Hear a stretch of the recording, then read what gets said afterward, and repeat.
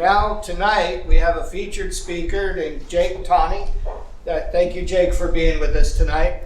And I've been invited to give a little bit of an introduction of Jake. I got to meet Jake at the last AI meeting when Chris Jenkins was presenting for us. And Jake and I thought we had met for the first time then. We had coffee later and talked about some of our family experiences, people we've known in common. Not most importantly, perhaps, was my daughter, Bethany Hunter. But Bethany then reminded me that she actually introduced us at an ASU event. So we had actually seen each other at some point before. Which means we're both too old to remember things like that. But so Jake Tawney serves as the Chief Academic Officer for Great Hearts Academies, a network of classical charter schools and private Christian schools across multiple states. Jake has an undergraduate degree in mathematics and computer science from Denison University in Granville, Ohio. He continued his studies at the Ohio State University, where he earned a master's degree in mathematics. After teaching all levels of high school mathematics and computer science for nearly a decade, Jake took the role of Director of Student Services for a district in Central Ohio. During his time in Ohio, Jake also taught at the Pontifical College Josephinum Seminary. I'll allow him to repronounce that for us. Including courses in Euclid and the philosophy of mathematics. In 2014, Jake relocated his family to Phoenix, Arizona to join Great Hearts Academies. Jake is the proud husband of Christina Tawney and the proud father of 8 children, all of whom have something unique in their souls that can only be satisfied by wondering about mathematics. His work for Great Hearts includes the care and improvement of the K-12 curriculum in 3, soon to be 4 states. So with that, please welcome Jake Tawney.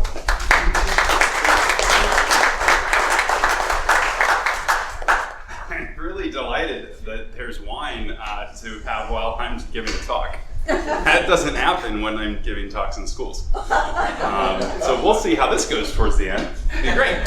Walter's promised to keep refilling. So it's really good to be here. And thank you for a very kind introduction, Michael. As Michael said, my name is Jake Tawney. I promised to try to stand still for this camera. I'm just going to tell you right now, it's likely not to happen. Yeah, it's really good to be here. Let me just kind of outline what it is that...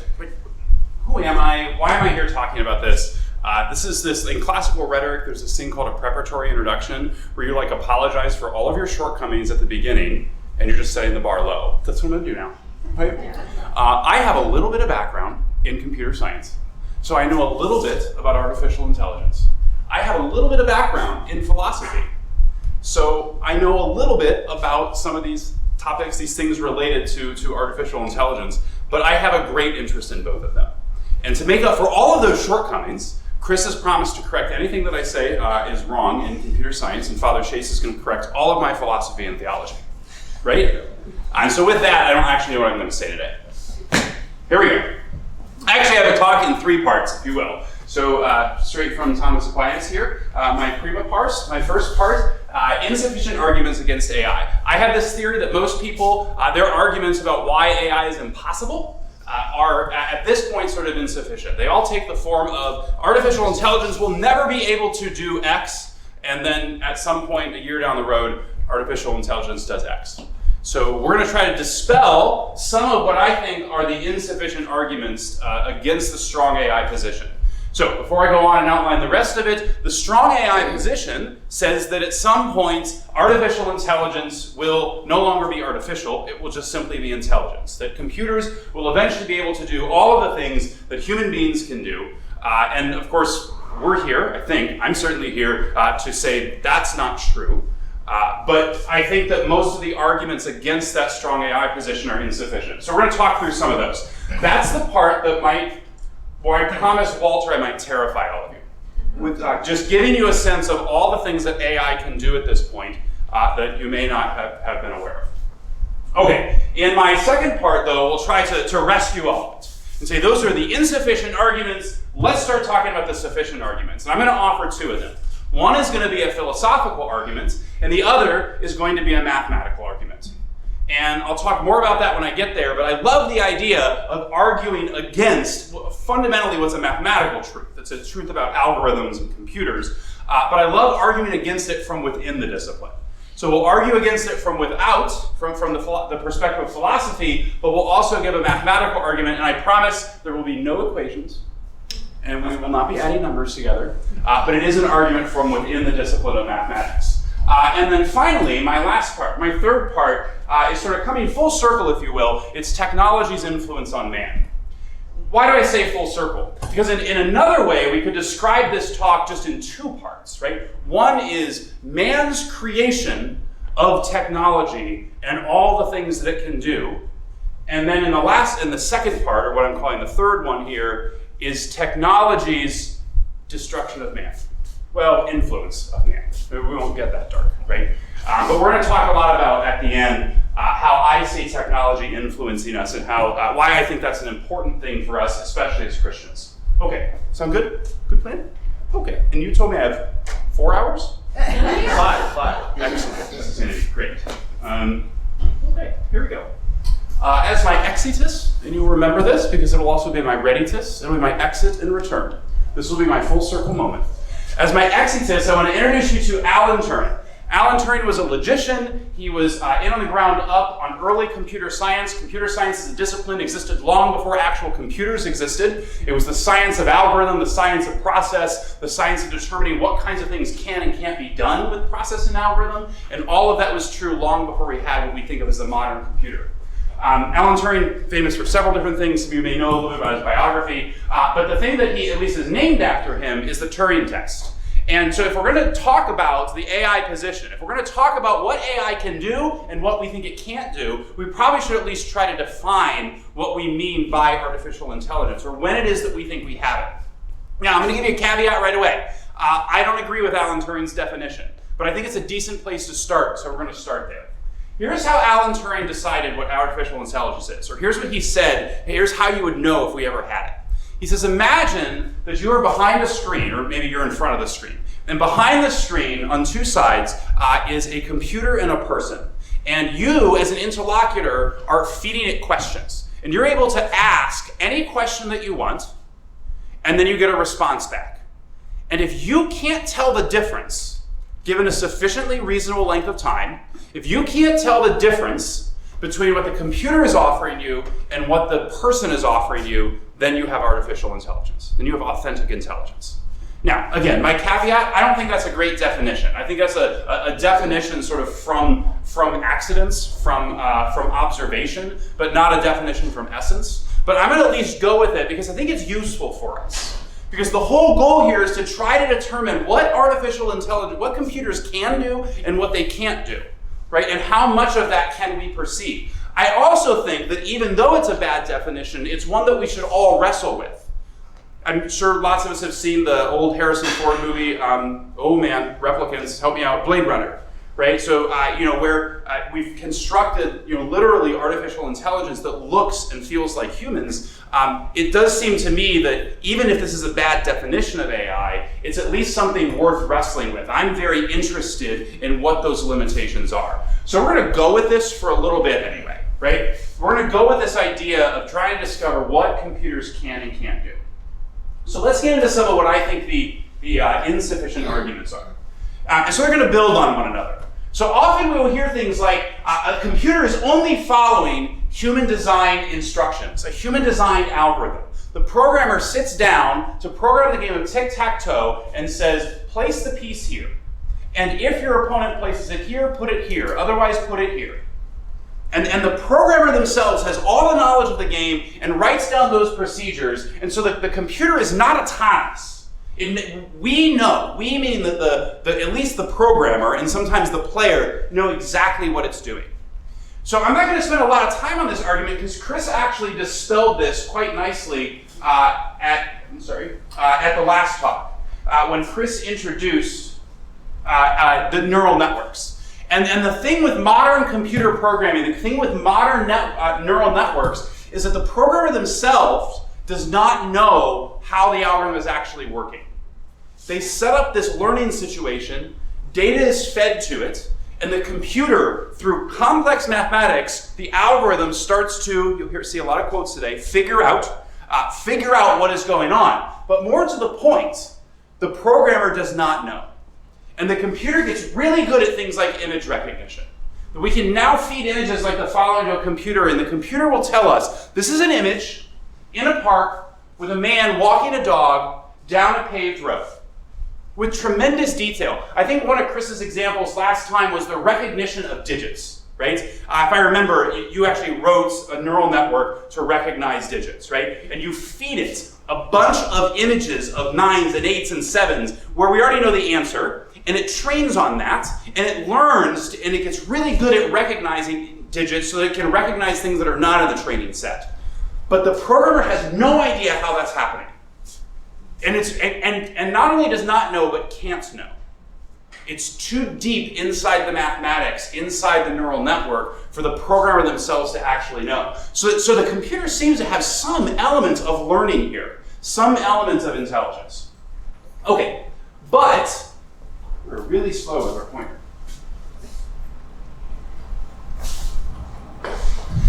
So we say, all right, that's fine, right? But at least in that case, Chris gave the neural network, gave the algorithm all the data with the human answer. Said, hey, neural network, this thing's an 8. This thing's a 7. This thing is an 8, even though it looks different than that 8 that I gave you the first time. It's being trained on a data set. So the human being had to provide that data set, which means this is not authentic learning. It's really, there's no discovery going on here. Now, I would encourage you to pause at each of these arguments, because one way I'm going to dispel them is to say, hey, guess what computers can do now, right? But I would actually ask you to pause on them and say, actually, is that even an objection? Isn't there a way in which we also learn by being fed information, having it labeled with correct answers, and we start to pattern recognize? So we should pause at least a little bit on each of these and say, are we asking more of the computer than we are of ourselves? But I don't think so. I think this is at least a reasonable thing to say. Yes, we do that. We go into our third grade math classes and learn our multiplication facts by having a teacher tell us this is what it is, and this is why it works, and we learn it, and we label it, and we move on, right? But also as humans, we do some discovery, right? We do some things where we learn some stuff without having been told what those answers are. So the problem here is that neural networks for a long time now have been able to do what we call unsupervised learning. So supervised learning is where you feed it that data set. And you hear a lot about this in the news right now. What data set was the network trained on? Is there bias involved in that, right? What you don't hear a lot about is that there are actually algorithms that don't have training sets at all. And so they model the way in which a baby actually interacts with the world. Sort of learning by experience, maybe even sort of by random trialing. There's an exploration involved here. And the best example of this is a program called AlphaGo Zero. Now AlphaGo, what was Alpha for Google, the parent company, and Go for the ancient game of Go, right? AlphaGo was the predecessor to AlphaGo Zero, and it was a supervised program, right? It was fed a bunch of examples from master Go games, right? Famous ones. So it knew the rules, and it was fed all of this information from famous games of Go, and it got really, really good, and was really the first program to systematically beat many of the grandmasters in Go. What makes AlphaGo Zero different from its predecessor is that it was fed no information at all. We had much deeper neural networks by this point, and the only thing it knew was the rules. And so we set it up, I didn't do it, Google did it. They set it up to play itself an unfathomable number of times. And two things happened. And I think both of them are surprising. One was, it got good really quick. Like much quicker than AlphaGo.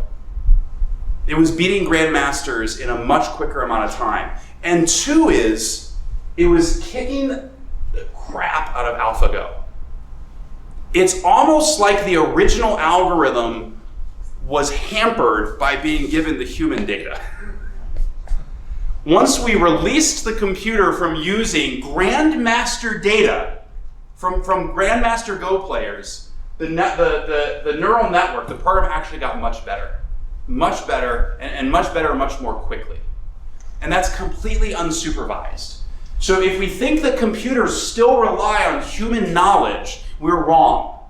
They can now do tremendous things without any intervention of human knowledge, and at least in some cases seem to be more effective at doing the thing they're supposed to be doing when we don't give it the human knowledge. Okay, so argument number 3. So argument number 1 was what? Look, it can't ever actually learn, it only does what computer programmers tell it to do, and that's wrong, right? And neural networks, by the way, are pretty old. So we're just hearing about this as a culture right now, but neural networks go back at least several decades, right? I was in college in and back then they were still old news, right? So neural networks, I don't actually have a date on this. I don't know if Chris knows, but I feel like there's like 70s, late 70s. They were conceived of earlier.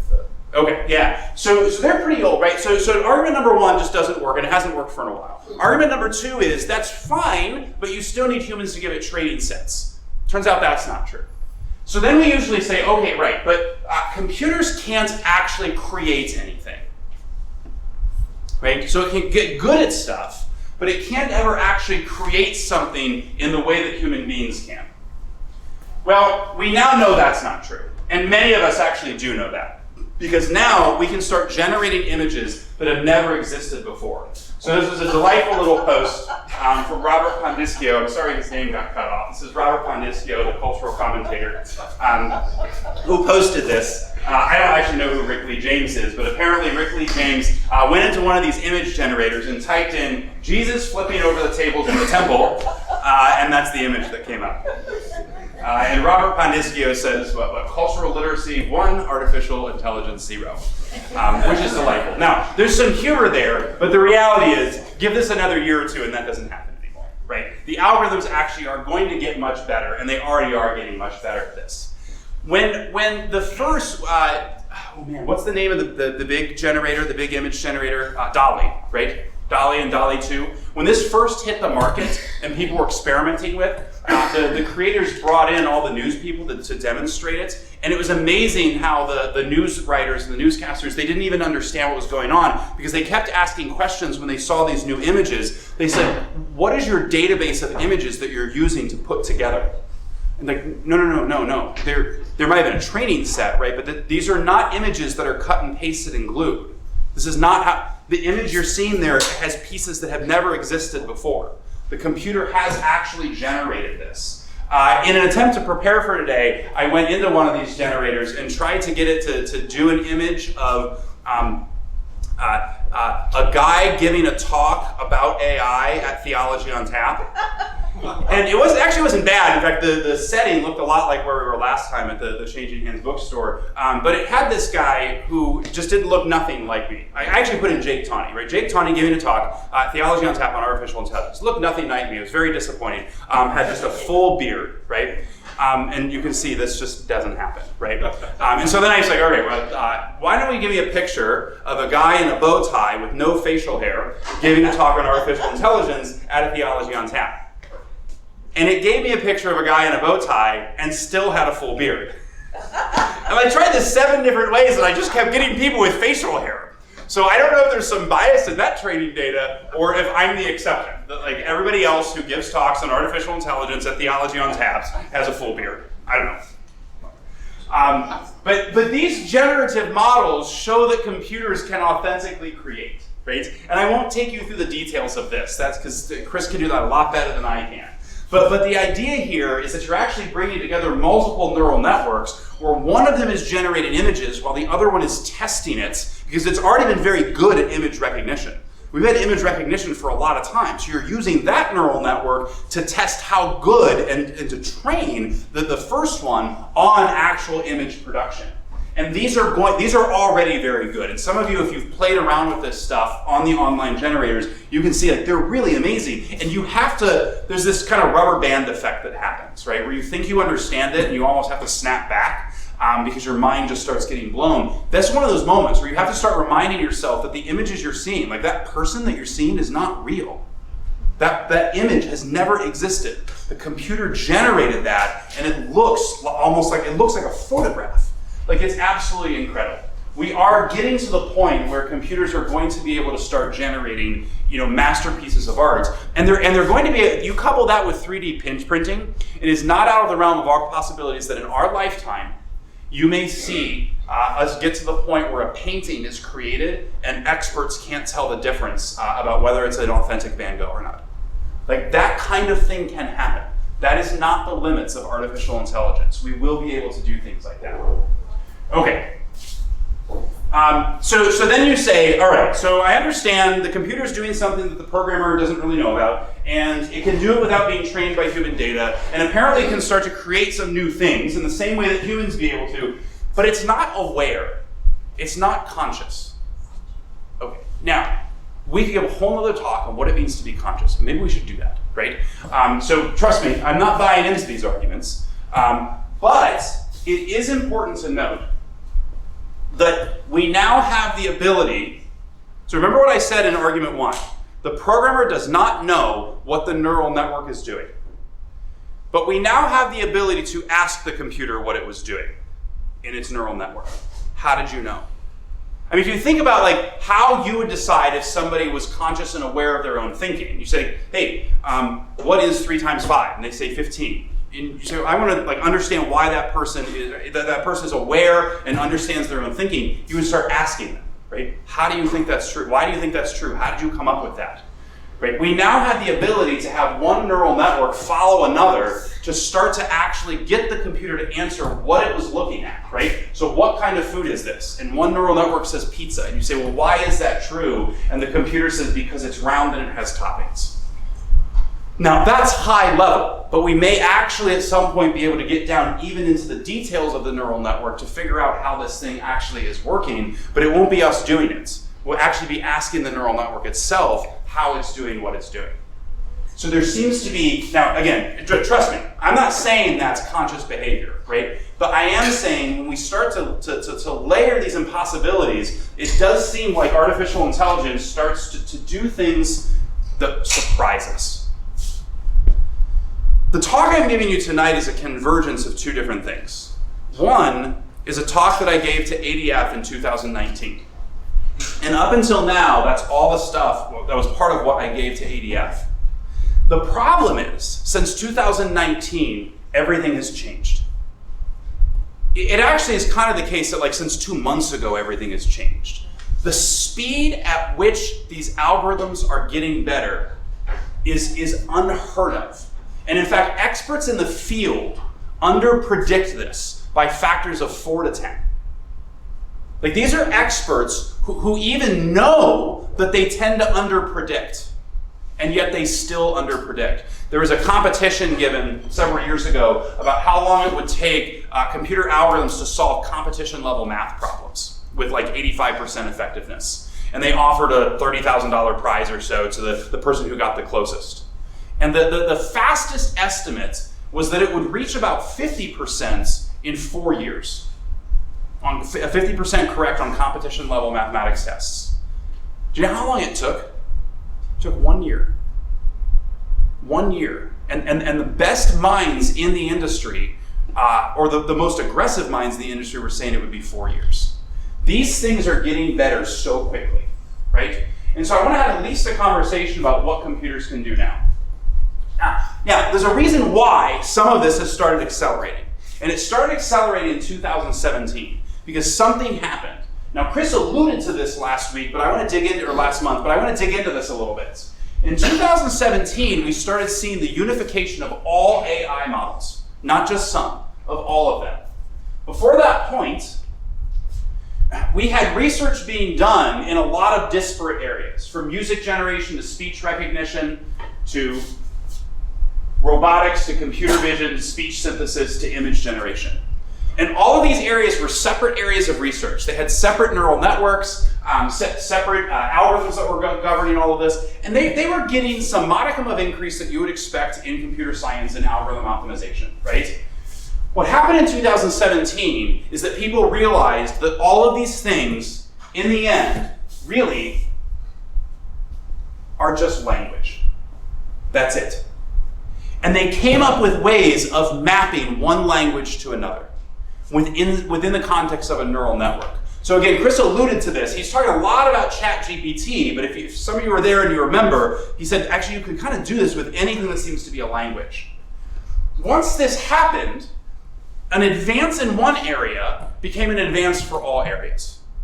So it's like if you think of, I don't know, like 3 to 5% increase in each of these areas every year, all of a sudden, if there's like 10 areas, you're getting 30 to 50% increase across it.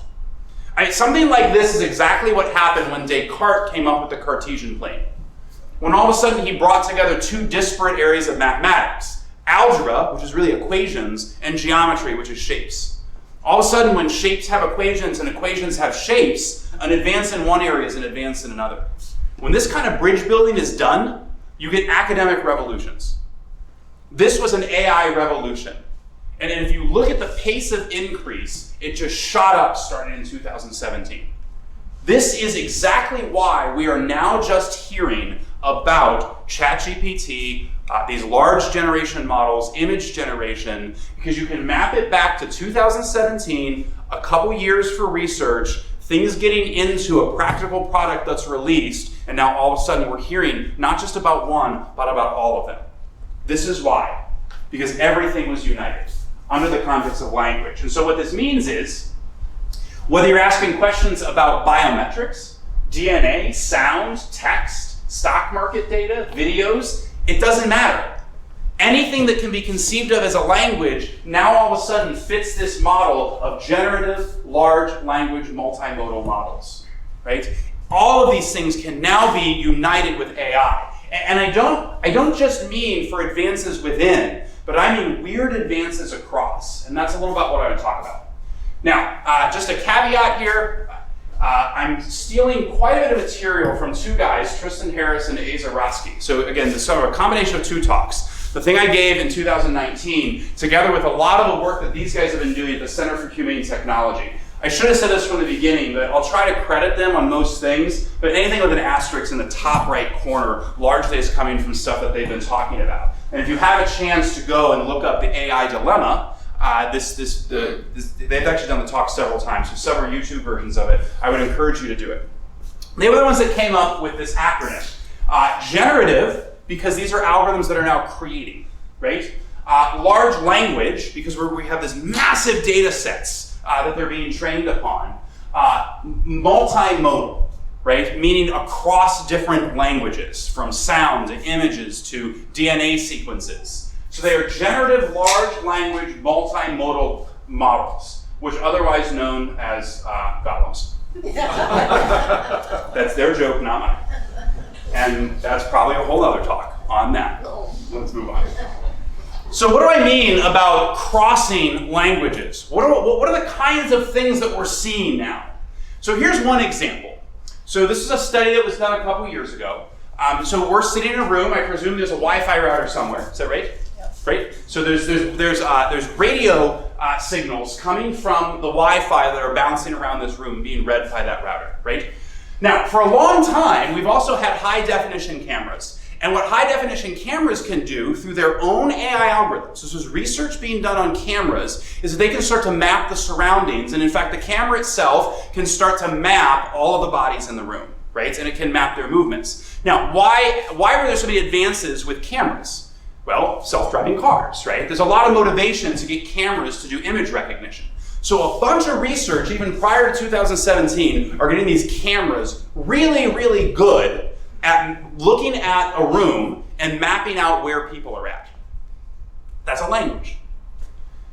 But the radio waves for a Wi-Fi router is also a language. And so what the researchers did was to say, look, let's set up a bunch of situations where we can grab the data from the camera, and it's already able to map the room, and we use a neural network to start to connect that to the data from the Wi-Fi routers.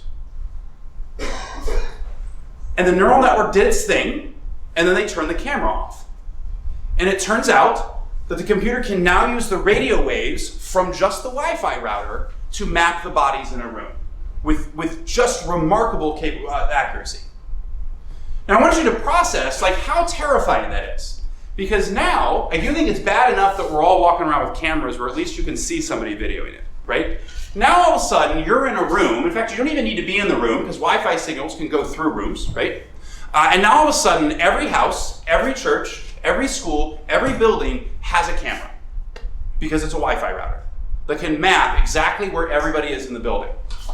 But you would have to hack into the Wi-Fi router in order to get it, right? So there's some security involved. So at least it's a good thing that we don't have some program we can go to and say, hey, here's some code from a Wi-Fi router. Can you help me exploit it? Except that's what ChatGPT will do. Now, right now it has some safeguards in it, but Chris already said how we can get around some of those safeguards. As of this point, not to terrify you too much, the Wi-Fi routers seem to be pretty secure, right? This is not something that's a rampant danger right now, but this is the kind of thing that's being done. When all of a sudden everything is a language, an advance in one area becomes an advance in another area. Here's another one. This is a study that's a little bit more recent. So they hook people up to an fMRI machine. So this is what measures blood movements in the brain, right? So we already know about image recognition, and what they did was that they showed people images, and as they were showing them images, they were measuring all of the blood activity in the brain through these fMRI machines, right? And at some point they send this through a neural network. The neural network gets really good, so that then all they have to do is to have the person close their eyes and imagine a picture. And as they're imagining the picture, the computer can tell them what they're thinking about. Now, they would even show them this picture, and the computer could then generate something sort of as a text. Now, you can see it's not perfect, but folks, they're both giraffes. It got pretty good. It got pretty good and now if that makes sense, right? If you think about it, when you close your eyes, you can think of an image. We have an image memory, don't we? Right? In fact, my guess is, even after staring at this slide for a little bit, if you closed your eyes, you can still imagine the picture of the giraffe. Which means something in the brain is still going on to help you process and store that picture of the giraffe. Why would it be blood movements? It's not, but it's a mapping of languages. See, that's what's going on. We're mapping one language to another. It's correlation. No one's saying that the blood movement is what's causing the image. That's like saying that the Wi-Fi radio things is what's causing your presence here. No, that's not true at all. It's a correlation. It's information that's happening, and because the neural networks are so deep that they're going out to such deep levels of data, they're able to find patterns that humans can't find. And by the way, they can do this with words now too. So they can have you think about certain words, and they started with the pictures. So they started building off this model and said, now look at the picture and describe it to yourself, or watch this short clip and describe in your mind, not out loud, in your mind what's going on, and it would start to transcribe speech. Now, not perfectly, right? But enough that it was an accurate idea. So our thoughts aren't safe anymore. I mean, I wonder actually if you're going to need new laws for this, right? This is the problem with emergent technologies, is that oftentimes they outpace even laws. Like, we never thought we had some rights to have our data disappear until all of a sudden the internet had permanent copies of everything we do. Like, we're going to have laws that protect our own inner thoughts. And it's all because one language can be mapped to another. Lots of work had been done on image recognition and image generation and processing. Now all that was required was to map it to the language of fMRI data. And some of you may have seen this. This is maybe, I think, just 2 months old, 3 months old, maybe August. I feel like it was summer when this came out. I pulled this from Fortune, but it made national news, right? A recent study that said AI can now identify your keystrokes simply by the sound of your typing. You place a high-def microphone across the room, maybe not across the room, close enough, right? Just by the sound of your typing, with 95% accuracy, it can determine what you're typing. Like, that's incredible, right? That's incredible. And you might say, well, doesn't it need some sample of my typing? So maybe right now it does. but I wonder how much you've been typing while you're on Zoom. And that's audible. And eventually it won't need that. And you think like, well, that's crazy. Like I type very different from somebody. We have no idea the level of detailed patterns that the neural networks are starting to access. And it's all because you're mapping one language to another. In this case, sound waves to text. And I just want to be clear, because someone said, well, I gave this talk, someone said, that can't actually be that hard, because each key should have its own unique frequency. And like, whoa, that is not what's going on here. Because that would be different from computer to computer. That might be different depending on how you stroke that key, and that could be different from 1 second to the next. That is not what's going on. It's pattern recognition. It's pattern recognition that gives you enough accuracy where it's pretty confident that we know what you're typing. And that's done with just microphones. Okay. Terrified yet? It's good. We're good? You all right? All right. Good. Grab another glass of wine. This is great. So look, the first set of stuff was all the stuff that I talked about in 2019. The second set is new. This is the new stuff that's come out just since then. And people who give these talks for a living say they gotta check Twitter like every day, otherwise they're out of date with all the new stuff that's coming out. The speed is this double exponential that's crazy. But at least all of that is known.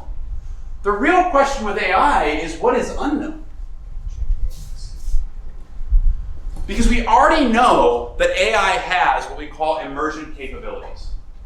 So, and this is actually old, right? Models trained in English speech to hear, transcribe, and answer in English, they get really, really good, and then they start doing it in other languages.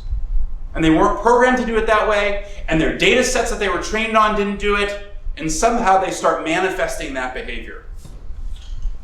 AI has started doing research-grade chemistry, even though it wasn't programmed to do that.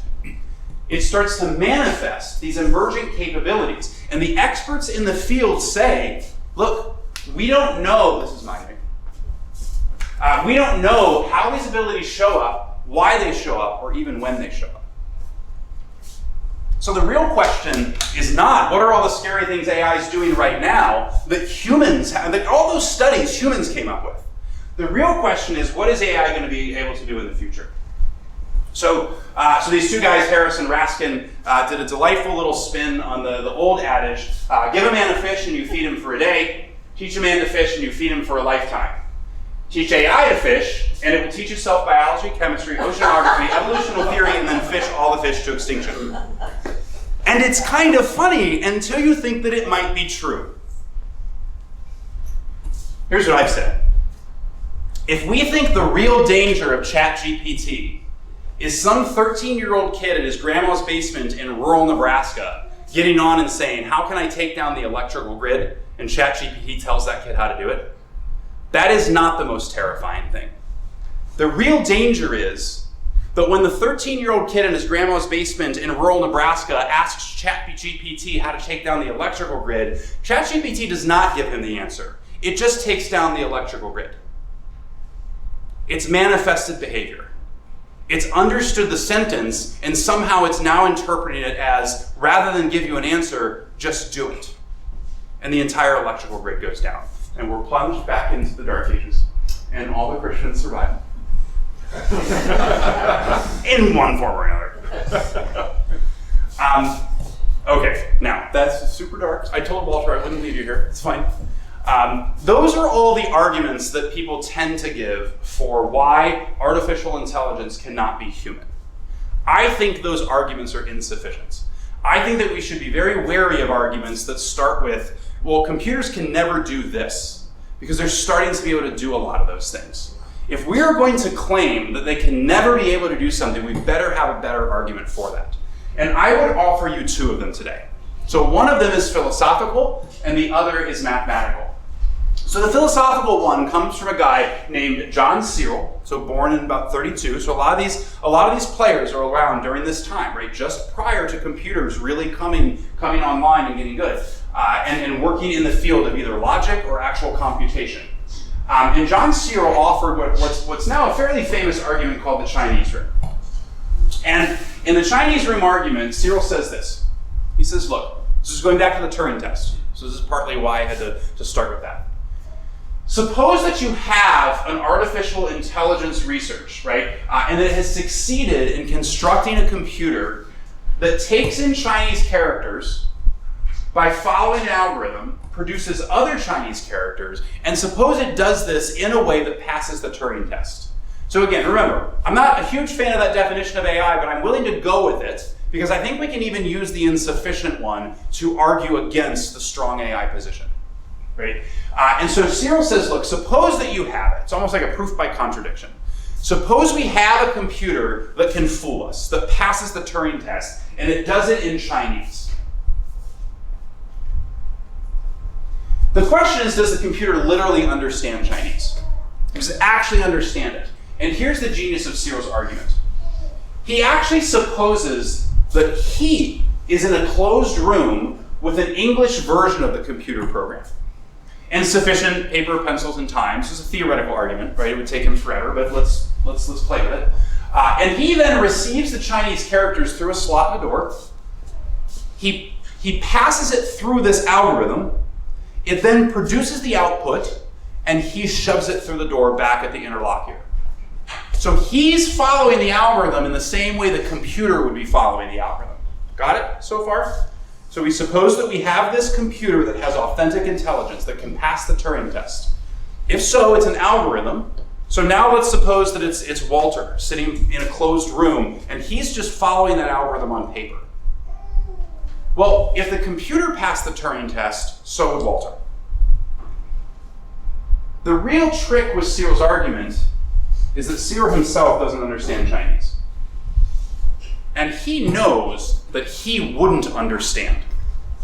Because it came in Chinese, he blindly copied it, he moved it on. Another way of saying this, if there's any elementary or former elementary school teachers in the room, right? We have plenty of students who memorize math facts or memorize algorithms, and they don't have an understanding of why. So the kid is doing something, right? There's something there. The computer is doing something. John Cyril or Walter following his algorithm is doing something, but clearly does not understand. Now, why is this important? It's important because it demonstrates that in the human mind, there are two things going on. What the genius of Cyril's argument is that he shows definitively in the human mind, there's both algorithm and something else.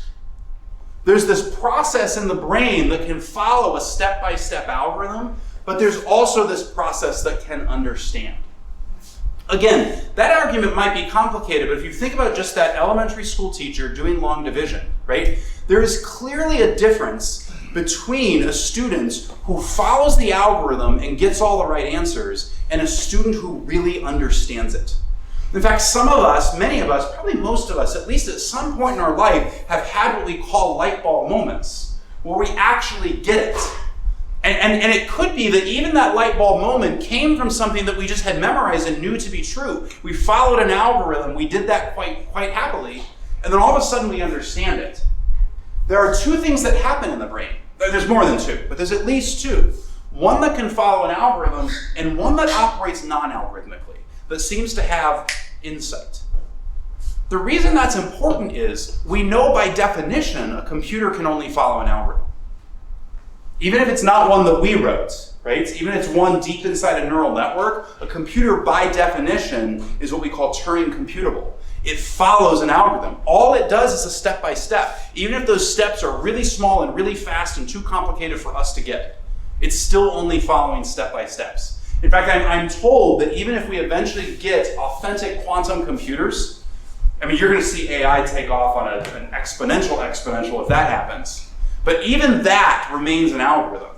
It's still limited to being Turing computable. It's still limited to following step-by-steps. The human mind has something different in it. Okay, so that's the philosophical argument. The mathematical argument actually follows the story of two gentlemen. Again, look at those dates, like living right around the same time, really wrestling with these issues. Alan Turing, we've already met. He's working in computer science before there are computers, the science of algorithm. The Austrian logician Kurt Gödel was working in the realm of logic. Now, they were both working on two versions of the same problem. I'm not going to talk about both of them. I'll display them in case you're interested. I'm going to focus, though, just on Gödel, right? So Gödel worked on proving that no consistent system of axiom exists that's capable of proving all truths of arithmetic. Man, that's a whole different talk in and of itself, about how mathematics, as much as we like to think it's complete and logical, that there are some math theorems that are just untouchable. You can't actually prove whether they're true or false.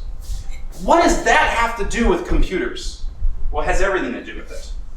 Because what Gödel really said, and he proved this mathematically, is that there are some math statements that we as humans know to be true, but for which no algorithm of applying axioms could ever get us to a proof. So some of you may, it may cause sweaty palms here, but you may remember 9th grade geometry and doing like 2-column geometry proofs. And you kind of have this sense of like, I had to state something and give a reason, and state something and give a reason, and state something and give a reason. And you should recognize all you're doing there is providing that algorithm. In fact, that might be an example of us following a process and still looking and saying, yeah, but I have no idea why that thing's true. Like I just followed a couple steps, right? I have no idea why it's true. So algorithm could in fact prove some math theorems. What Gödel showed is that there are some theorems that we know to be true. Like we can reason through them, but an algorithm can never get us there. So once again, Gödel showed from within math the same thing that Searle showed, that there are in fact two things going on in the human mind. Something that follows a process and something that has insight. There's a mental process of insights. I'm not even sure it's a process. I think it's more like this, right? And we also know that a computer can only have algorithm.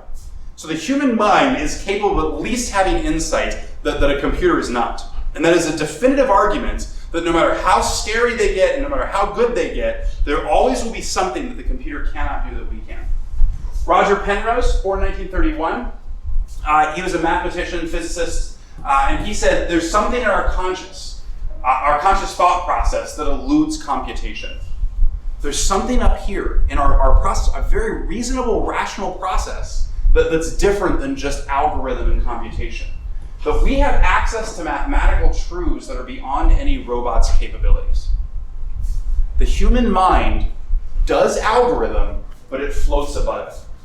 Now, here's an interesting example that I think maybe proves the point, but it's at least related to the point.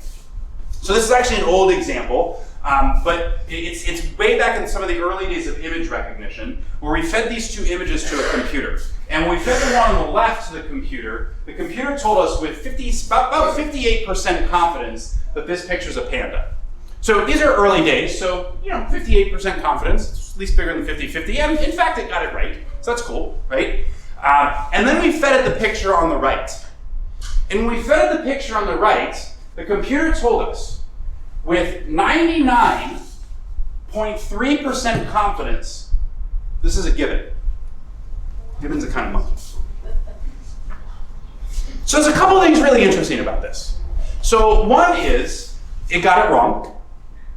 Two is, it got it colossally and confidently wrong. It was very confident in its wrong answer. But what's the most interesting thing? They're the same picture. So like, how is that? How is it, if the neural networks are as good as they are, that we give it one example and it gets it right with some confidence, and we give it another example and with tremendous confidence, it gets it colossally wrong? Well, the answer is that we tricked it. So what the computer scientists actually did was to layer in digital interference into the background of the right panda. But it wasn't just random interference. It was interference that made the computer think that this was going to be a given. Right? So the computer scientists, the programmers, knew what they were doing. These are called adversarial examples. Right? And this is really interesting to me because, in fact, the most interesting thing is, what did you all say? They're the same. We can't tell the difference. These images fooled the computer and we can't tell the difference. And I think there's reason for that. I think the reason for that is that we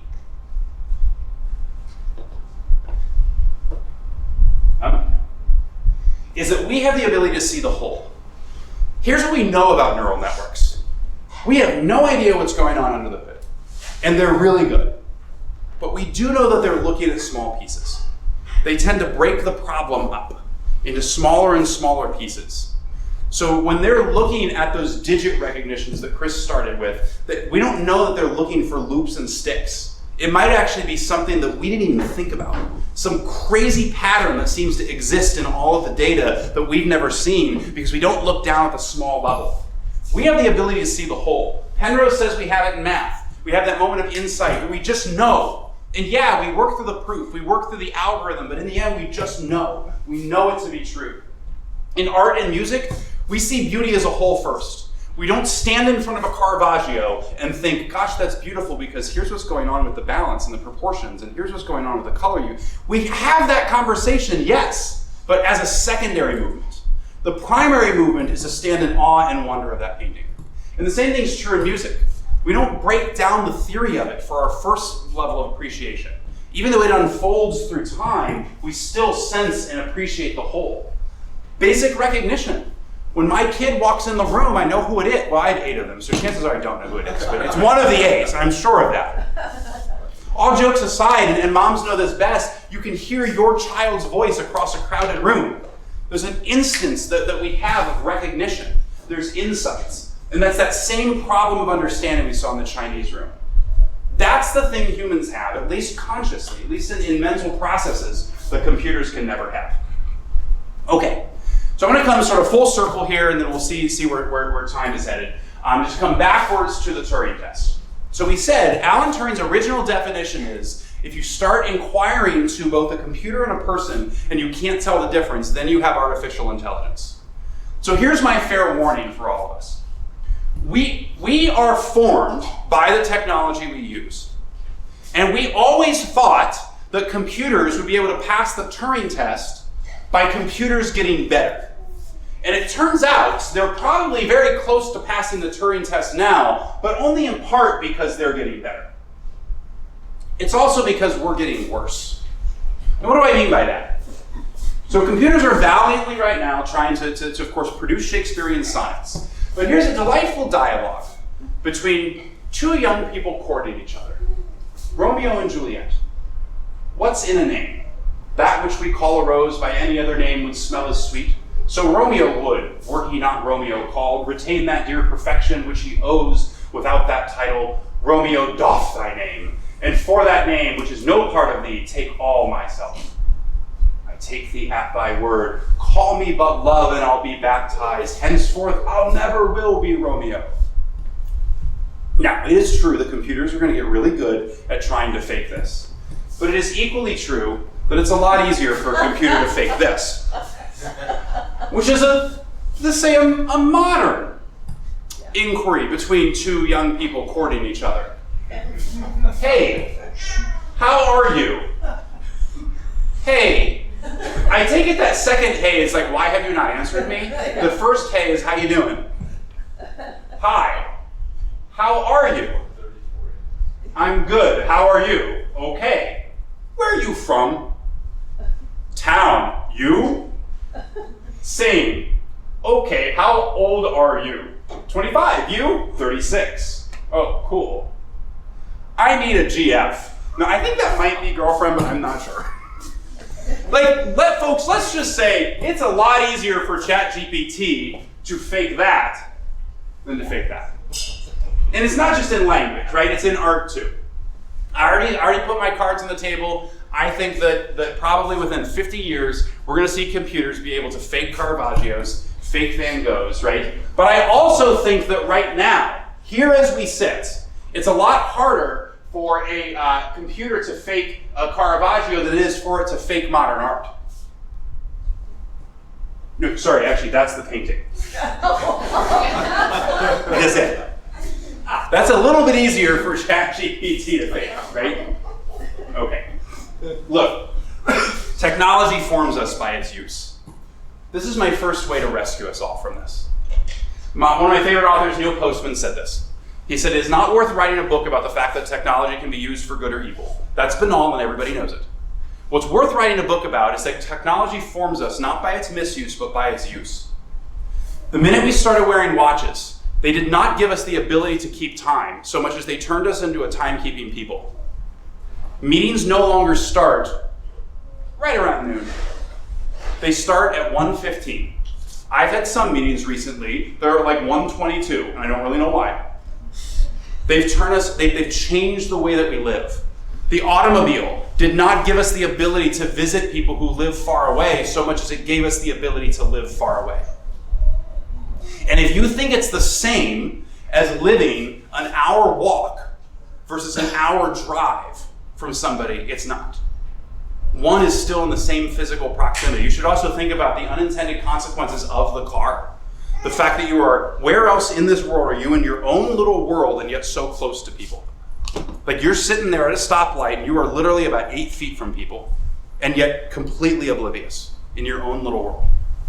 Technology forms us. Postman was writing about communication technology. He was writing a lot about the television. He lived really kind of through the 80s is when he was writing. He died in 2003. All of the communication technology we have now is forming us, and it will continue to form us. Our first encounter with AI is social media. We need to understand that. Our first encounter with AI is social media. And it was designed to optimize attention. Some of you may have seen the Social Dilemma, this documentary. Literally, the social media algorithms are intended to optimize our attention. This is where infinite scrolling comes from. This is where the like buttons and the suggestions come from. The promise of it is that it was going to give everyone a voice, connect us with friends, join like-minded communities. And what has the reality been?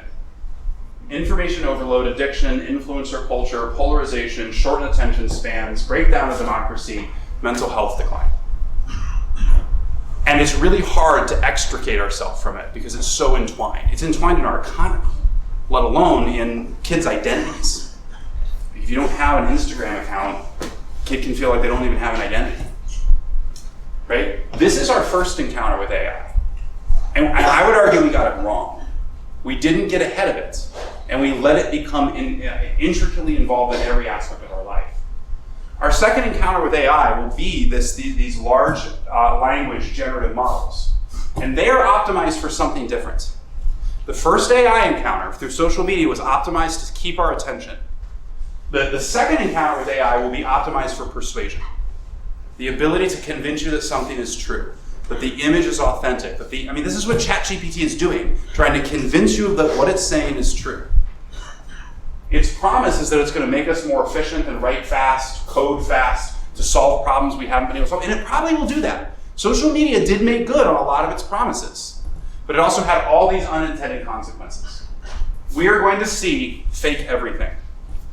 Those two guys, Raski and that were doing this presentation said, this will be the last, 2024 will be the last election that's decided by humans. By that, they do mean something very particular, which is that all of the media surrounding this will be AI generated. And in fact, they said if we were China and we really wanted to bring down American democracy, what we would do is to ship every American a high-def filter of both Donald Trump and Joe Biden, so that you could make those two gentlemen say whatever they want, whatever you want. And that would be in the hands of every American, right? It's going to be fake everything because these filters are just getting too good, right? Exponential scams. We can now take a sample of your voice over 3 seconds and replicate it. So how about this? Somebody calls one of my kids at college and says, oh, I'm sorry, wrong phone number. But they got enough of a sampling of the voice that they now call me, pretending to be my daughter, saying, I'm trying to apply for this credit card, I don't have my social security number. All these, and that will be with video too, by the way. You'll get fake video calls from people that look like you think you're talking to somebody and you're not, right? All of that stuff is possible. All of that stuff is coming. And we really ultimately are entering kind of a reality collapse. Some of you have maybe seen this. I took off the audio from this because I wasn't sure it would work. But this is a young lady talking about the new filters that are on TikTok. And she sits here and talks about how good this is, and then finally says, this is what I really look like. I mean, this is amazing. It used to just be that the filters were little dog faces. And now they're making you look entirely different. Entirely different. We are headed towards a real confusion of reality. Just saw a TV commercial 2 nights ago. Saw it last night too, go Diamondbacks. And it's a new feature on the Google Pixel phone. And the new feature is that you can take multiple pictures of the same setup, and then you can choose for each person the best version, grab that version, and put it into a picture. And you think like, wow, that's really neat. I got a great picture of my family. And it's not real. It's not real, folks. This is not an encounter with reality. Now, you might say, look, the original picture is not real. That's right, it's not. The picture is a representation of the family. The picture of grandma is different than grandma. I get that. But the original photograph, its very phenomenology, is to disclose reality. Like it still says this is reality that we're pointing to. That's very different than an icon. An icon intentionally abstracts, right? This picture here is not saying, let me give you an artistic abstraction of my family. It's saying, no, this was a great picture of us, look. It's confusing reality. It's not abstracting reality. It's confusing reality with the non-real. And then, if you want another 3 hours, even as an Apple fan, I got my MacBook up here, it's fine. I'll give you my whole rant on the Apple goggles. Because the first product that Apple's put out where I'm terrified of this. And I'm terrified because I was under a very different impression about how these things worked. I thought that augmented reality meant that you were seeing through the lenses and that it was projecting images out. That is not what's going on, folks. The lenses to these goggles are completely opaque, and there are cameras on the outside taking a picture of your room and feeding that signal onto screens that are in front of your eyes. You are not seeing reality.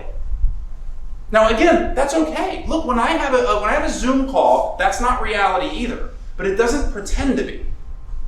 The challenge with something like this, with virtual reality and augmented reality, is that it's pretending to be. It's confusing it.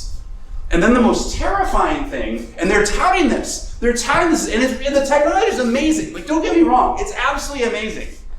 They said, look, when someone comes in the room, they want your attention. They don't want to see you buried in these goggles. So when someone enters your space and you turn your head, you can look at them and they can see your eyes. What's not shown in the commercial is those glasses are still opaque. It's a screen on the outside. And of course, it's not a camera on your eyes because there's no light. When you did the setup, you took an AI image of your head.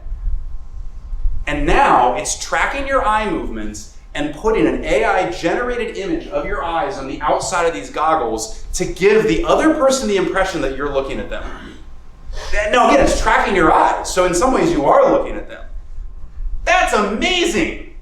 And really bad. And then it does it with FaceTime chats. Because of course, when you're having a FaceTime chat, no one wants to see you in your big goggles. So when you do the setup, it takes a scan of your face, it uses machine learning to generate an image of you so that when you're having a FaceTime chat, you have goggles on, but you're not appearing with goggles to the other people. It's not real. That's not different than the filter of the young lady that was up there. And so the question is, what are we to do? What can we do? I think it's actually, I don't know, maybe easy. Like, I don't want to leave you completely bummed. Like, man, that was terrible. We need a lot more wine for that kind of dog. Look, I think we're all sitting in a room with each other, and we already know this answer. In fact, I love how Christ uses lots of different people in different situations to bring us wisdom. And so today, I bring you the wisdom of Pontius Pilate, who first said, what is truth? So that's the question for our time. What is truth? What is reality? How do we ground ourselves in what's actually real? How do we rescue ourselves from the virtual addiction? And Pilate answered his own question. Because when he brought Christ out to the balcony at the Praetorium, after Christ had been scourged, he said, "Ecce homo," meaning, behold the man. What is truth? Behold the man. We know that reality can transcend matter. We believe in the angels. We believe in God the Father. But we also know that matter matters. The most important thing we can do, and the most important thing we can do with our young people, is to in fact get them off of the devices. To get them doing real things. Reading real books. Talking really, like to real people. Like we're really here. There's no screen. There's no goggles that's making me think we're here. We have to rescue reality. I also fundamentally believe, and I really do think this is true, that our salvation, although found in corporate, right, in communion, right, there's always an individual element to this.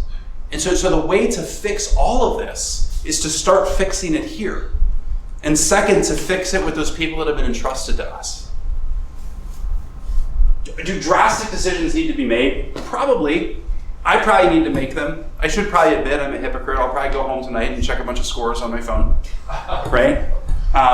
But we should continue to think about this. How much is it distracting us from reality? And what are the real things that are important enough to hold on to? The real things that are made of matter, because we are embodied creatures, but also then the real things of the heavens, the real immaterial things, but real nonetheless. That's the answer. And we find that model and we find that answer in Jesus Christ. I am delighted to stop. I think I went long. We started late. I'm going to go with that. We started late. But I'm also happy to take questions. Yeah, let's just open it up. I'll facilitate. Great. But please, go ahead. So, insight as a human function, could it not be that the computer eventually realizes that insight is just an advanced algorithm? So I don't think so, and I don't want to repeat all of sort of the algorithm, right? It's a good question, right? Is insight? Let's not say even as an advanced algorithm, maybe a really fast one, right? I think the genius of Cyril's argument is that there's a way in which we can follow an algorithm that does not have understanding. So there must be something in the human mind that is different than algorithm, right? It absolutely could be that some things that we call insights, we're just running a very quick algorithm. Like that absolutely could be, but I don't think that's what Cyril is saying in that argument, right?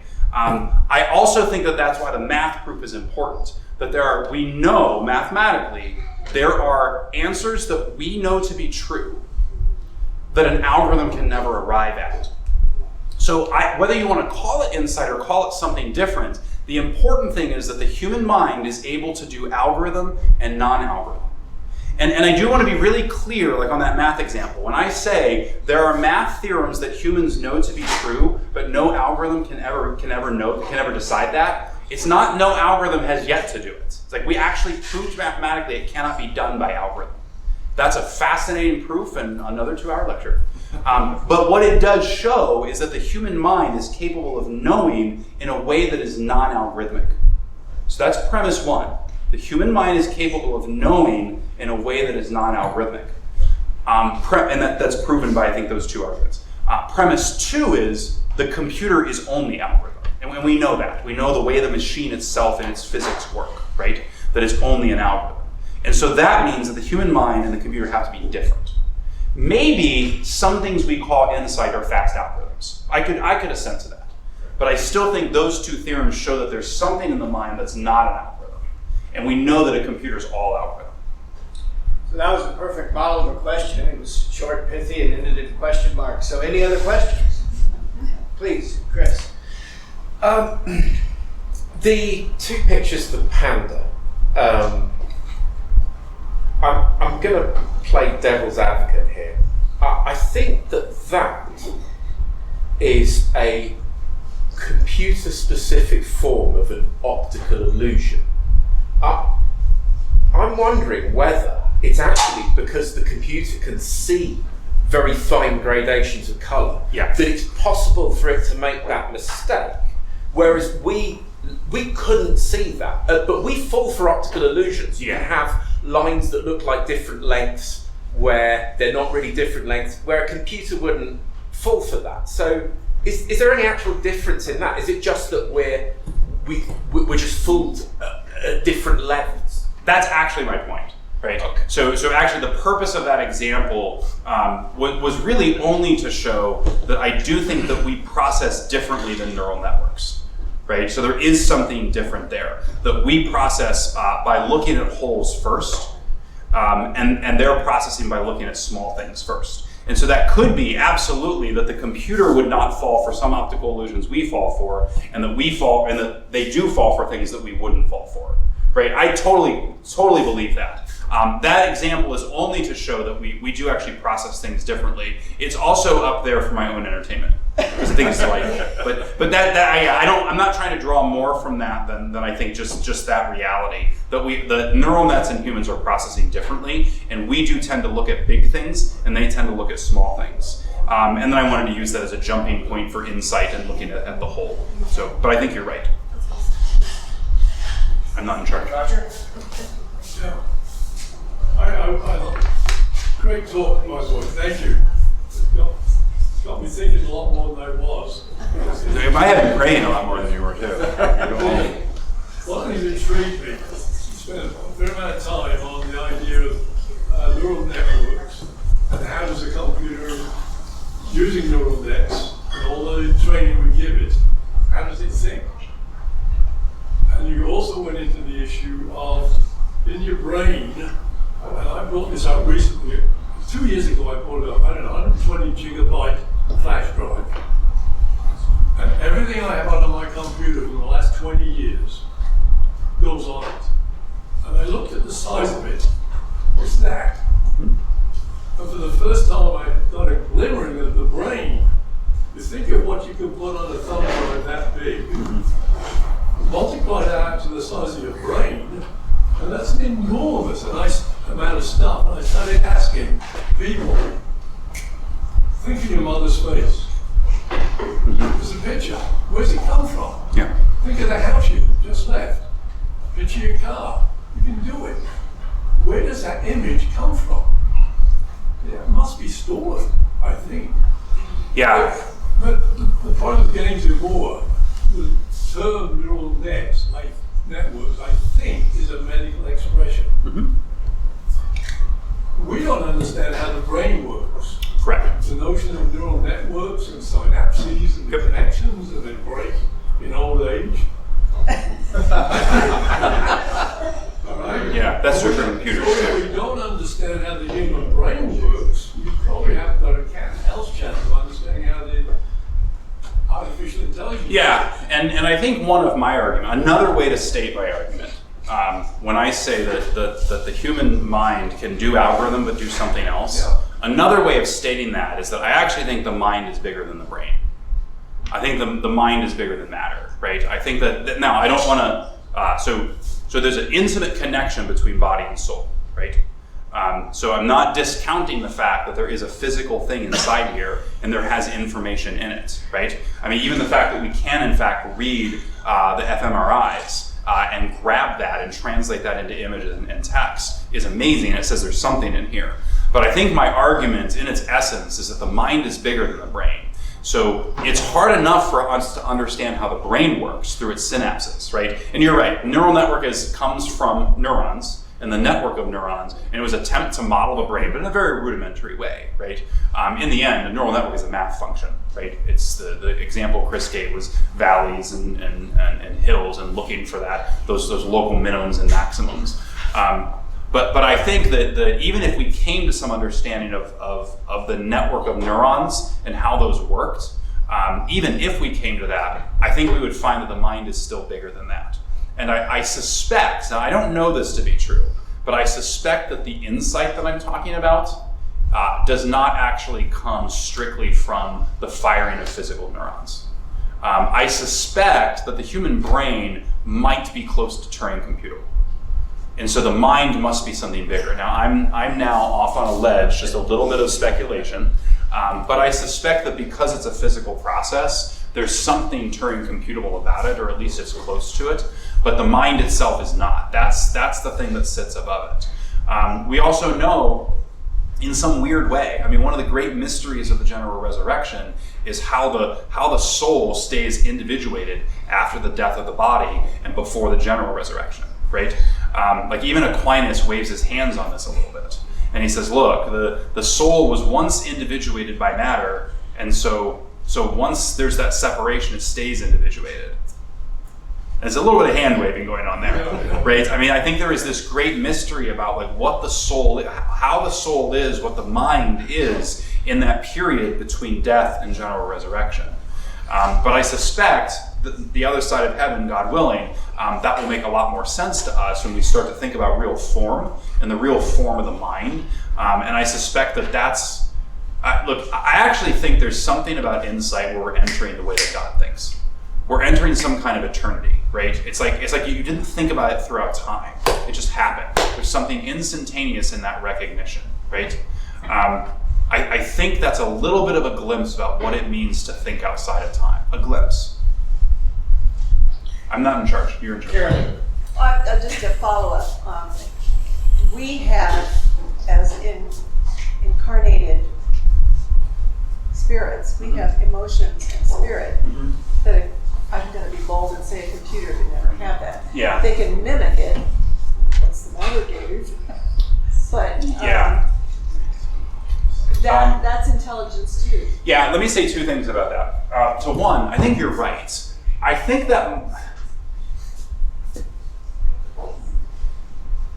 it's related to this question of mind, because I think the emotions are functions of the soul. So I use mind and soul, right? I mean, there's the intellects and the will, but the soul is the form, right? So I suspect that the emotions, which we know have some physical properties, right? I mean, chemicals can affect emotions, but I suspect that they're operating in some of the similar way that I'm talking about with insight, right? So I think that's right? I don't know that it's an effective argument for people who are arguing for the strong AI position, because they might just say, all that is chemical reactions. Why can't we actually make that? I think you're right. What I do think, though, and I think this is terrifying, is remember what I said about our second encounter with AI. It's going to be, it already is optimized for persuasion, not for attention, right? We already have this, where you have the chatbots that a young teenager can sit up after all their other friends have gone to bed, and they can have that chatbot pinned at the top, and they can chat with that chatbot all night long, right?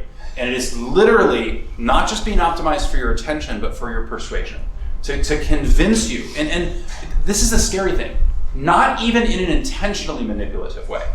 It's not like the programmers are saying, let me program this chatbot to convince this young teenager of certain things. It's not like that. It's actually that it's going to learn what that person wants to hear and continue to feed it that, right? Because it will be optimized for persuasion.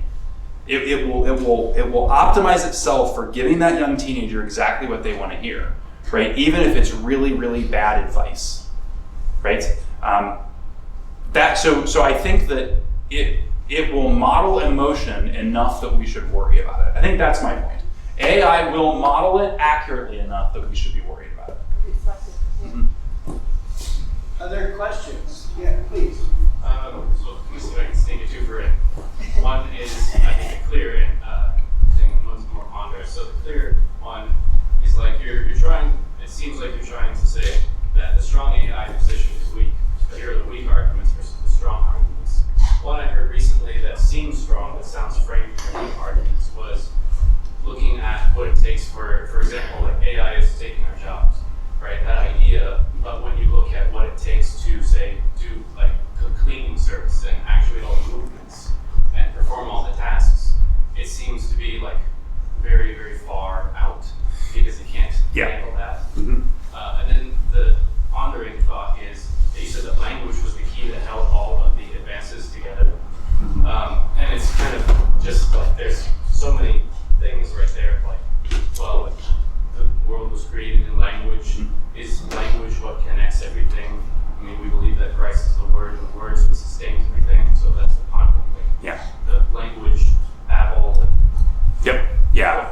tackle them backwards. So the second thing I will say, yes, you should continue thinking about that. It is a profound thing to say that the second person of the Trinity, who is Son, was revealed as Word. Like treatises could be written on this, right? Probably have been written on this. It is also equally as profound to say all of the AI has now realized that it's a language that ties it all together. Like the AI researchers, right, have realized. So I think you should continue thinking about it because I think it's very deep, right? There's a lot worth pondering there. The first question was, sorry, I lost it now. Is looking at examples, sort of like the practical evidence of AI. Oh, yeah, that's right. Of cleaning. Yeah, so there's a reason for this, actually, right? So it's because software well outpaces hardware, right? So we have impressive robotics, but not nearly as impressive as the AI that's behind all of it, right? This is why I am, so now that we've just been like down Happy Road and had a few sips of wine, and we'll go back to sad, depressing, scary things, I am not at all convinced that we will ever end up in a Matrix situation.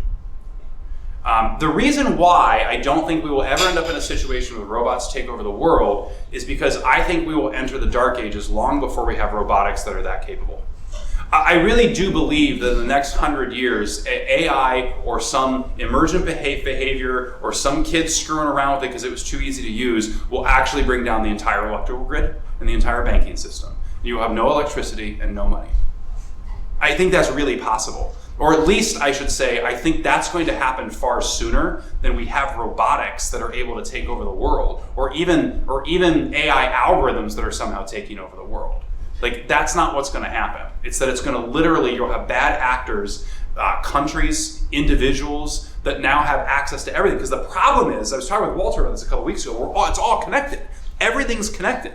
Right? Your Wi-Fi router is connected to the internet, it's going to be connected to your car, it's connected to your bank account, everything is connected, right? And so it really only takes a really advanced AI and some one person using it to say, I'm going to bring down the entire electrical grid, right? That will happen long before we have the advanced robotics that are in something like the Matrix. So I don't see that happening. If you want a really great book to read about some of this, you should read Canticle for Leibowitz. It's not about AI, but it's about this idea that eventually, like, technology just gets so bad that it's all kind of wiped out, and you enter sort of a primitive future, if you will. Ripley Walker. Yeah. Bethany had told me you were an animated speaker. Yeah. Sorry, Chris. Brother Jake. Can I bounce off of that though? Doesn't that assume that it's kind of like AI versus humans, but we were actually, to go back to the game with Go, that assumes like we're playing AI in Go, and AI is going to over our button. But actually, the reality is don't we have AI also in our corner to protect against that, so that it allow us to, so there's a grid, how do I bring down the grid? The AI, the ChatGPT tries to take down the grid, but the grid actually has an AI that we so that's actually a super good question, right? So, and that's true, right? So let's just like play this out. It's really what we're talking about is the war of AIs, right? So you have the bad actors who say, I'm going to try to use AI to hack into all these systems and bring down everything, but you also have the people protecting those systems using AI to do it. I don't actually have an answer for that, Father Chase, about which one's going to win. I suspect, maybe it's just because I'm feeling dark these days. I suspect that the whole idea of emergent behavior is actually going to be what does us in.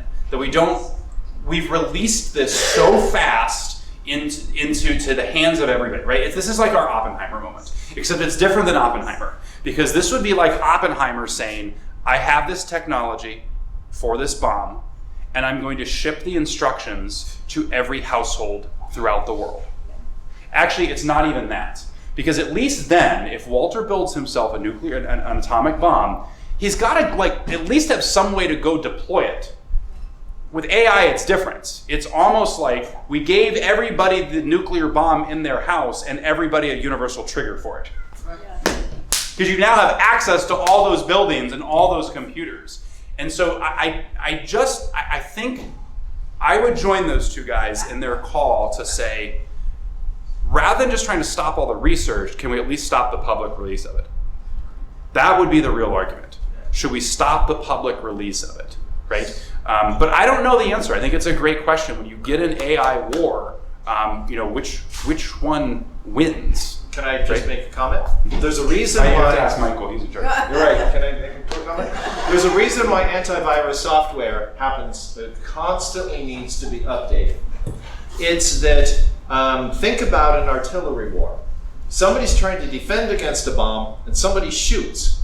All you need is one angle in, somehow, to pierce the armor. That's what's constantly happening with antivirus software. There are new ways to find a vulnerability and get in. And so the defender is at an incredible disadvantage. Well, the defender can keep up as long as the consequences aren't catastrophic. If the consequences are catastrophic, it only requires one penetration from an offender. And that's kind of a scary situation. To chain up what you were saying. So Jake, I'm going to go with Bill here, and then there's a couple questions over here. We'll go after Bill. Great. Hi, Bill. To do all this, it sounds like it takes men and women, small or large group, with lots of money. Because money seems to be the denominator right now that causes lots of things to happen. Take big tech, for instance.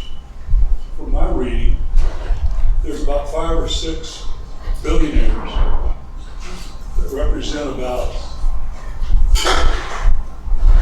$80 billion in net worth, but they control 10 times that amount in market cap on businesses that are directed. They're the 5 or 6 people that are directly involved in developing AI. Yeah. Probably for not good reasons. Yeah. And isn't some of it a function of just how much money they can bring to bear on this? Yeah, so in this case, this is absolutely true. I forget the actual number here, so forgive me, but it's almost the case that the leading research into AI, the cutting edge stuff is extinct from the academy. It's not being done in universities anymore. It's being done by the companies that are in an arms race to release it. So it requires money to get it off the ground, but it's also motivated by money, right? There's a reason. I mean, I forget the guy's. Who's the new CEO? The CEO of Microsoft? I can't think of that guy's name right now. No, it's not him anymore. Anyway, whoever that was just recently said, describe the pace. Yes, that's it. Describe the pace of getting AI out to people within the company as frantic. Like there is a frantic movement to be first, to get ChatGPT embedded into Windows itself, right? Which they've now done, right? And so now you have this at the tips of your fingers. So there is an absolute arms race within the tech community that is both funded by money and motivated by money. It's not being funded and motivated by the academy anymore, and it's also the case that I think it's like 1 to 10. So this gets to Father Chase's question that for every one person working on safety and security, there's 10 people working on just advances in the model itself. And so there's a dearth of people even working on the security. Jake, do you feel up for like 3 more questions? I'm happy to stay as long as. Okay. Let's go one in the back there. So just to follow up on Father Chase's question, combining with your comments about emergent properties, and the question is 53 years old, which is, let's say there's an AI versus AI situation. What if those two AIs in competition decide to cooperate instead, like in Colossus? Yeah. Is that still a risk? No, I think all of these things are a risk. I think, again, I love how, and I do it myself. This is not a critique. What's your name? John. It's not a critique. I do it myself. But I love how when we're all talking about this, we do start using words like decide. Like they decide. I think we do need to be clear. It is not actually intelligence, but there is this emergent behavior that happens that starts to look like that, right? And so I really think the answer is we don't know. Like we really don't know when you start pitting these against each other, what would happen to this, right? All of the emergent behavior that starts coming is actually, in my mind, sort of the more interesting. Like on a good day, it's interesting. On a bad day, it's terrifying. That emergent behavior is really, really fascinating. But I don't think that kind of thing is out of the realm of possibilities. Like it really does become hard to predict what these algorithms do, right? I mean, it's like I think Chris demonstrated this last time. Right now, ChatGPT does have safeguards built in, right? One of the things that I was going to try to do for this presentation is to try to have, model being a 13-year-old girl having a conversation about like having met a 24-year-old, right? It actually did get to the point where ChatGPT said, you know, something like, this violates our protocol or something like this. And so the example just wasn't as fruitful. But Chris has also demonstrated that there are ways that we can circumvent some of that within ChatGPT. I think that it's only a matter of time before the algorithm itself starts to get out of control. We can't actually stop what it is that it's doing, right? That will be some of the earliest emergent behavior. So I will give you a little bit of hope here. There was a recent paper that said that that ChatGPT is getting dumber. I don't know if you saw this news story, right? And so as ChatGPT starts training on its own data, right, it does seem to be kind of coming down now, right? Like there's a joke here that's like somehow it's because humans were stupid and so now it's learning to be dumb. I actually don't think that's what the paper was, because what we have to understand is that something like ChatGPT has actually run out of training data and it now starts generating its own training data. And for a while there, it looked like that was almost sending it on this like double exponential. There was a recent paper that suggested that might actually have a cap and be coming down. What I don't know is, will the neural nets eventually be able to optimize for that kind of thing? Will they be able to actually, because the way that self-training data works is that it creates a bunch of sets and then it tests how good those are at making it better. So it's not a random, it's not like it just generates random text. It actually is generating a bunch of random text and figuring out what kinds of things make it better at doing what it's doing. That's why when it first started, there really was this takeoff. It actually got a lot better in training on its own generated training data. But now there does seem to be a turn in that, and I don't know whether that's a natural turn or whether at some point it'll be able to overcome that as well. Jake, there are two questions at this table. Whoever wants to go first. So, kind of tying into the personal thing that you talk about the bigger mind being bigger than the brain. You know, is AI able to deal with like the illogic of what humans do? Like, you know, we do things. Yeah. Sometimes emotional, yes, chemical. Sure. Sometimes we know, Yep. hey, I know it's a sin, Yep. but anyhow. Yep. You know, and it's totally illogical what we do. Yeah, so very early on, and we're going back to like the late 70s, early 80s, I presume they still do this. People were actually running Turing test competitions. And one of the things that people figured out very early on, if you want to decide the difference between the person and the computer, is you ask it, you know, what is 371 times 492? Because the computer answered like that. And the person, of course, didn't, right? That there are ways in which computers actually are better than the human being. So in order to get really good at the Turing test, the computer had to actually intentionally be dumb at things, had to slow itself down, right? Because otherwise, like speed alone would allow us to determine, no, that must be the computer. It's answering way too quickly. There's no way a person's answering that addition fact or that multiplication fact. So it is absolutely the case that we act irrationally. Right? At least men do. I don't think women do. Men absolutely act irrationally. But this gets back to, I'm sorry, your name? Carolee. This gets back to Carolee's question about, hers a little about emotion, but I think when I answered that, I said, look, the model itself is adapted for persuasion, is maximized for persuasion. So at some point, the chatbots themselves will start to model some of that illogic. Because the whole goal is to make you think that it is real and that it is a human behind that typing. And so I think that's not out of the realm of possibilities, that it starts to take on some of those illogical moments, I think. But we'll see. Please, go ahead. I've kind of got two questions, and one is, will humans always have the clippers that got the power to the data centers? Well, no. So again, my theory on this, like my 100-year theory, is that's not what's going to happen. We're not going to have a system where the AI starts to take over the world and we say, wait, hold on, can't we just pull the plug? I think we could if that happened. I actually really fundamentally believe that AI is going to pull the plug for us.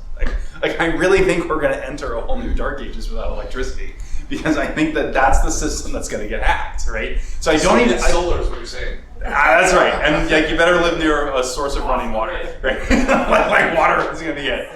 But like, I really believe this. I really don't think we're going to get to the point where AI is like. There's a term for this. It's like the AI moments, the singularity. I mean, something like this, where it actually becomes smarter than us and starts to take over things. And the fundamental argument is, won't we be able to pull the cord? And I agree. I think we will be able to. I don't even think we're getting there. I don't think that's the biggest danger. Right. I think the biggest danger is that all of our interconnected systems crash and go down, because nothing, like our money is not real anymore. Like it's backed by GDP and not gold, and it's stored in zeros and ones, not under our mattress. Right? And so there's the electrical grid, like just wait until our cars are all electric, right? And self-driving. Like, we have become so connected. And this is what Walter and I were talking about. Like, what would it even take to isolate systems off? Right? Especially now, by the way, when you don't even need to be connected, you just need to be in the vicinity so I can use a microphone to listen to your keystrokes. Right. So the second question is, then what is the human responsibility for the production of art, novels, movies, music, painting, sculpture? Like, is it incumbent upon humans to continue, like almost as a prerogative to, as a directive to produce new art for this generation post ChatGPT? Yeah. Gosh, that's such a good question. So I can just say that for next time, those are some of the questions that we're going to be trying to look at. Yeah. And it's masochistic to try to answer those questions, but we're going to try next time. Yeah. Okay. I was just saying that in a short way. Look, I don't want to take an entire talk from next time. Here's what I would say. One, beauty will save the world. That's true. We are called as creatures to be sub-creators. This is does Tolkien say that, right? Yeah. Is that on Fairy Stories, I think? Yes. So we are called to be sub-creators, right? We are called to engage in the act of creation. So the act of creation is not only for the benefit of others looking at that art, but is also for the self, right? One of the best things we can do, maybe I'll just end with this, right? One of the best things we can do in the middle of all of this is what I said, a return to real things. And in doing real things, there's a real creation that we should be involved with. And that should be building things with wood and tilling the soil for gardens and painting things and writing down real poems and real stories, right? We should be engaged in the production of the real as much as possible.